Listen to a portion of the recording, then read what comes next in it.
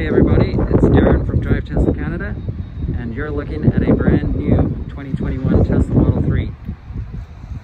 I'll give you a quick walk around to the outside, show you some of the new features. First up is the new factory black trim. Gone is the chrome. You can see the build quality as well on this one. Really good. No big alignment issues. Everything lines up really nicely. And then here's the new aero wheels. I personally really like this new design. It's not a huge change from the previous generation, but enough of one that I think it looks much better than the previous ones. And if you're following us, you probably saw yesterday, these new covers do fit on the existing 18-inch aero wheels. So hopefully Tesla makes them available to buy separately pretty soon. So we'll come around to the rear and take a look at the new power trunk.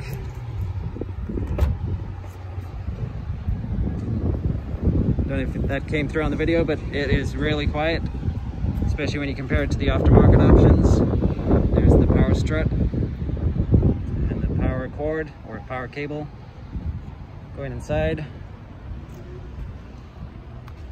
Inside of the trunk is no different than the current models. Still has the sub trunk. And then up here is the close button.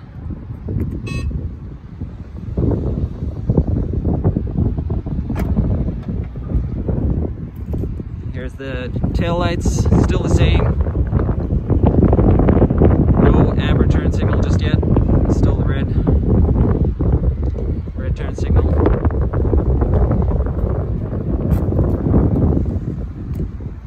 You can see the black trim again.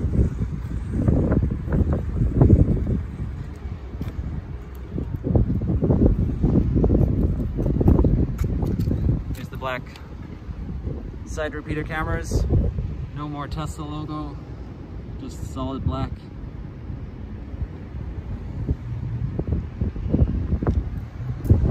Front. No change obviously with the headlights. Looks like the new headlights are going to be for the European vehicles only. And then see if this comes through. No fog lights on standard range plus. Come up and take a look at the front.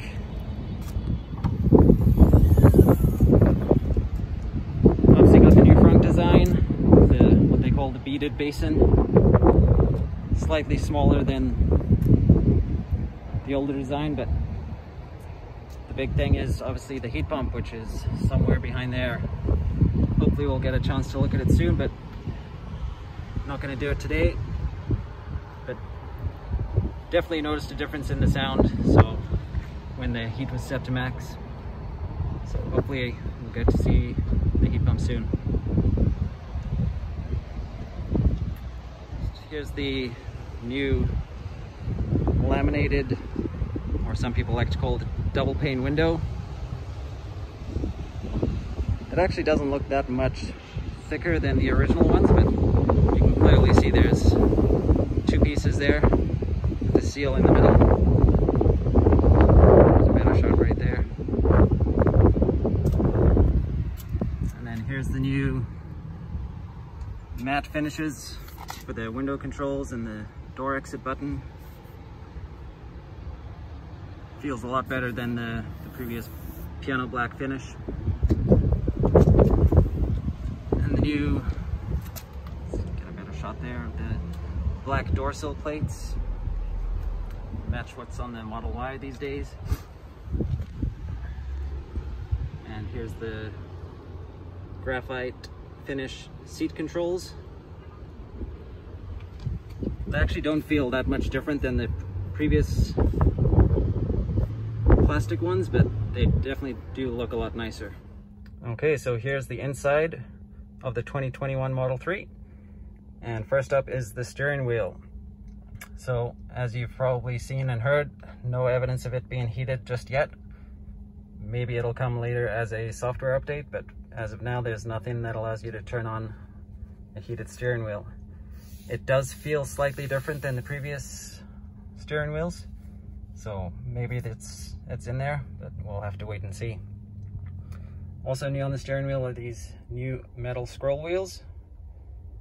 They definitely feel a lot nicer than the previous scroll wheels, but other than that, the steering wheel seems pretty much the same. It does feel slightly thicker, maybe, but maybe that's just me being hopeful that there is a heated steering wheel now. Here is the new center console with the new cup liners. They do not light up, they're just your regular old plastic cup holders. And then here's the new sliding door for the center console. A little bit more force to open it than I was expecting, but still really smooth to open and close. And then here's the new integrated wireless phone charger with a nice micro suede finish. Based on what I've seen and heard, the new biggest iPhone, I think it's the iPhone 12 Pro Max Plus, whatever it is, that does fit. Some owners have reported some issues charging when there's a case on the phone, but it does fit in the wireless charger. You can see there's not much of a lip down at the bottom here to keep the phone in place, but haven't really heard too much around phones coming loose. Let's take a look at the glove box. There's the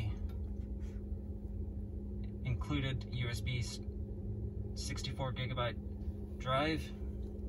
As you can see, it's pretty well tucked into the corner there, so likely not going to cause much of an issue with getting in the way of stuff that goes in your glove box. There it is there. Nice little feature now that it's in the glove box, and now that they also include it with the car. We'll see how long it lasts, because usually USB drives have a tendency to die, but we'll see how it does. And then up here is the new magnetic sun visors. These first came out in the Model Y earlier this year, and now included on the Model 3. I'm pulling down on it pretty hard right now, trying to disconnect it. You can see it's pretty good, pretty solid connection there, so probably not much of an issue with them coming loose when you don't want them to. Here's the passenger seat. Still looks the same. I've heard of some people saying that there's a slight design change with the padding or something like that, but sitting in it feels exactly the same as my 2019 Model 3. And then as you can see here in the driving options, there's, like we told you about earlier, no option to change the strength of the regenerative braking.